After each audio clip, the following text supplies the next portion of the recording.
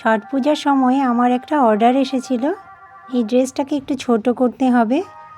তাই প্রথমেই আমি ড্রেসটার এই যে লেসটা ছিল আমি খুলে নিচ্ছি, তারপরে হাতাগুলোকে সেলাইটা খুলে আমি আলগা করে নিয়েছি, কেননা পুরোটাকে আমার খুলতে হবে এবং কেটে ছোট করতে হবে।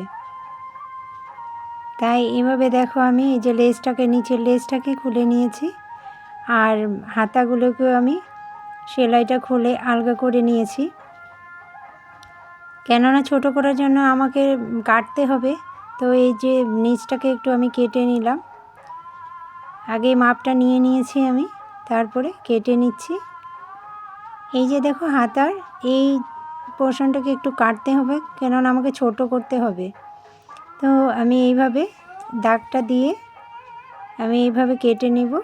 এই যে দেখো, এই যে দাগ দিয়ে নিয়েছি, এবারে আমি কেটে নিচ্ছি কেচি দিয়ে। এই যে এইভাবে কেটে নিচ্ছি। প্রথমেই আমি মাপটা নিয়ে নিয়েছি, তাই হিসাব করে আমি কেটে নিচ্ছি। দুপাশেই এভাবে আমি কেটে নিয়েছি। এই যে দেখো, সুন্দর করে কেটে নিয়ে এবারে আমি হাতাগুলো লাগিয়ে নেব।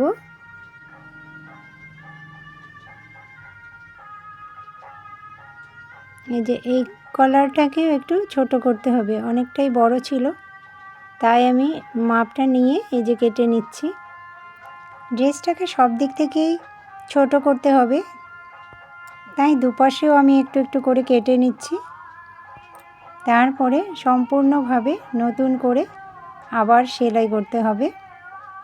এই যে দেখো, দুপাশেও কেটে নিলাম।